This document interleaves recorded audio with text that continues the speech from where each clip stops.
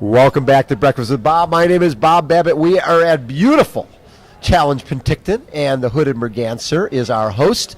This is a Canadian Multisports National Championships, and what I'm most excited about, next year, 2017, 6 ITU World Championships over 10 days. And from the ITU, he is the ITU manager of Multisport, Eric Angstadt, joins us. How you doing, Eric? Very well, thank you. Thank you for hosting me. No problem. What I'm most excited about is your involvement with Paratriathlon, and the Paratriathlon will be in the Paralympics for the first time coming up in just a few weeks. How long a process was that? Well, it actually started as a clear objective from Marisol Casado when she became the president in 2008. Yes. To manage the inclusion for Paratriathlon at the Paralympic Games.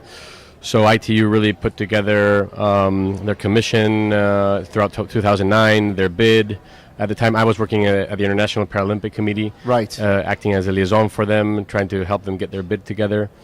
And it all came to be in December 2010 when it was voted that paratriathlon and paracanoeing would be the two new sports that would be part of the Paralympic program in Rio. And since then, well, ITU went through the process of specializing certain departments, hiring staff, and that included me with my background in parasports, to lead pretty much the whole management of paratriathlon on the road to Rio. So talk a little bit about what your background. Were you a triathlete back in the day? Actually, I started doing triathlons and training back in 2000. End of 2002, 2003. I saw the race in Sydney. I was blown away. Yes. With the presence of all these athletes and in the streets of Sydney. It was just impressive, and I wanted to get my hands on training programs.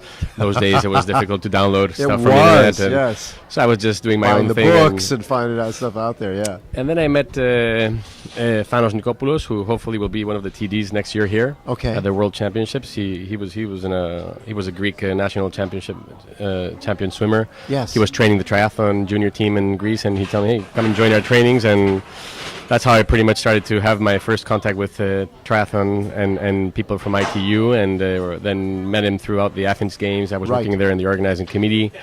I had been working in cycling in both Sydney and Athens, and then worked with ITU as a consultant a couple of times, then moved into the International Paralympic Committee in Germany. So it's been a long road and different hats, but I mean, at the end of the day, What was your first exposure to the whole paratriathlon? And obviously you've been involved in that for a long time.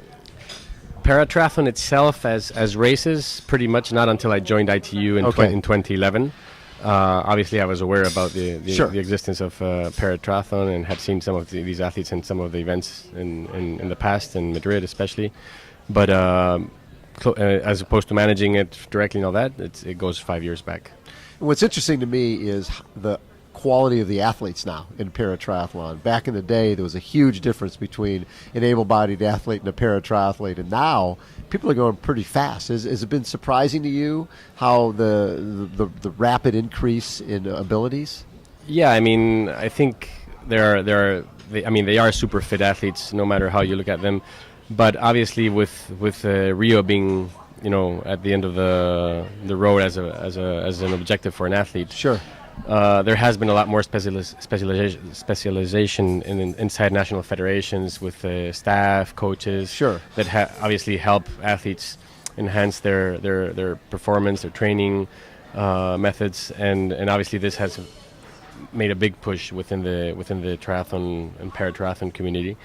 It's much more spread out worldwide. We've established a series that visits many countries and all the continents. So there is the interest. Triathlon itself as a sport, even with able-bodied athletes and people who are not so much pro athletes, is just so attractive and so addicting. I think for people that have some kind of impairment, it's even like the notch higher. I think you're right. Not only overcoming their limitations to do sport, but to do triathlon. So that's what really makes it attractive. And even we have unfortunately some medal events that have not made it to Rio because we only had a few quota of categories 60 athletes. Yeah. We hope to increase the presence of paratriathlon for Tokyo, obviously. and the people that are not in the program in Rio have still really made an extreme progress and presence at all the events that we've been hosting since 2011. I mean. When I watched the the regular triathlon from Rio, the crowd seemed huge. I mean, especially compared to other events. A lot of the stadiums looked fairly empty, but triathlon is a great draw, and it's a great spectator sport when in a city like Rio. Were you down there for that? No. Knowing that I'm going to be away now for nearly a month, and my portfolio is precisely multisport and paratriathlon. I didn't have the real need to be there. I also have a family, so I mean it makes it a little bit challenging to be away so much time. But I mean, unfortunately, right now we are hearing about very little sold tickets for the Paralympics at this stage. Some venues that have been moved from Deodoro to the main complex, the Olympic Village and Paralympic Village. So I think that triathlon remains as one of the ones that will iconically present Rio to the world. Yes. And being an open environment, I think it's gonna attract huge amount of expectation. Not only because it's a new sport, but it's Copacabana, right? And I think Brazilian people will be loving it and enjoying it. The test event last year was proof of it. So, as someone who's involved with the whole multi-sport, for me, I look at the entertainment, the endurance entertainment marketplace with triathlon and running and cycling and mountain biking and Spartan race and Tough Mudder. There's more people participating in sport than ever before. And triathlon has been, especially in the U.S., has been a little flat, where the numbers have not been increasing. Is that something that concerns ITU? And is that something that's worldwide, or is it primarily a U.S. thing at this point? Yeah, I mean, obviously we look at the worldwide scope when we plan our events, and then each and one of the events that when hosted in a given nation, we are then obviously working with the organizing communities to maximize the presence, the awareness, and obviously yes, it does become sometimes more difficult in some nations than others. It's not necessarily a problem in the United States. The United States does have their own particular way of looking at international events that sometimes does represent a challenge. But we've had some experiences with long distance triathlon, cross triathlon in the recent years. They have been quite acceptable. Yes. And I mean, okay, this being here in Penticton, it's not so far away. No, it's good. We are hoping that because of it is a traditional location, for long distance triathlon. We are hoping that it will attract a huge number of, I mean, not only Canadian, of course, but Americans, and even from Mexico. We've had duathlon events down there in Mexico, and we've seen the huge acceptance that they've had. So, I mean, we could have. I mean, we're hoping to exceed the 5,000 benchmark. That's what the goal is for next year for athletes. Yeah, I mean. So I love the idea because I love the ITU long distance. The whole idea of the 3K, 120K, 30K. I don't think it's really caught on.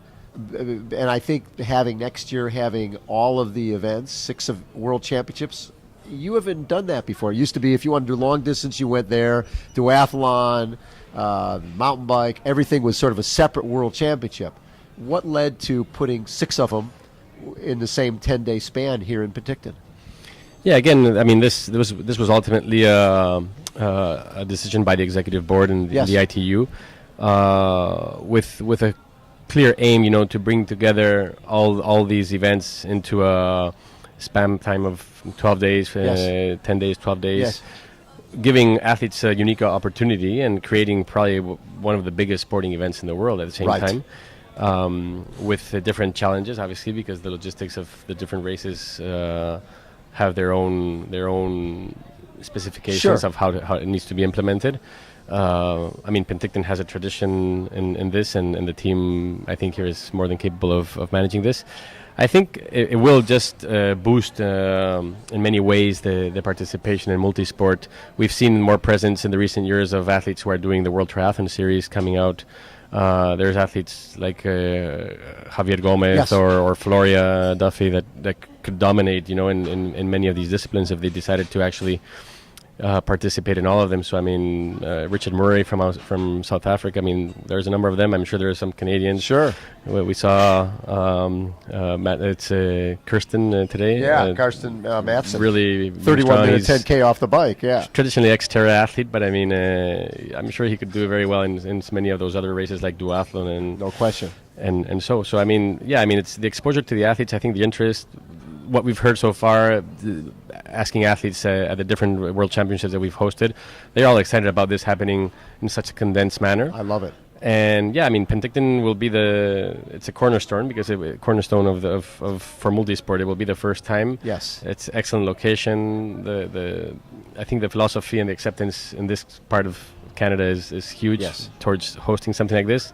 So yeah, we are really excited as ITU to have something like this. It'll be a great show, I'm sure. What's interesting to me is back in not that many years ago, people looked at the ITU athletes as different than the Ironman athletes. So it's like, okay, they swim and they run and they don't really ride that hard, and then you get off the bike and you run. I think the Brownlees changed that, and Gomez and Frodeno, and then when Jan Frodeno wins Ironman, all of a sudden I think there's more acceptance of.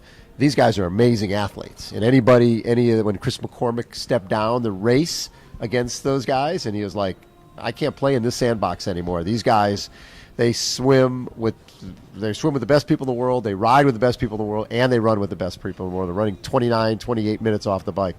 Has the ante been raised because of the Brownlees and Gomez in terms of the type of athlete you have to be to win an Olympic gold or win a world championship? Yeah, I mean, I think what we've seen is that the top athletes in the World Triathlon Series can sort of easily move to multi-sport disciplines and show a really high competitive level. Whereas to specialize in Olympic distance triathlon or sprint, you really have to be focused in that kind of series and obviously train with more specific methods. I think it's one or the other. I mean, obviously, I mean, Ironman has a long tradition. ITU, it's 25 years now. Right.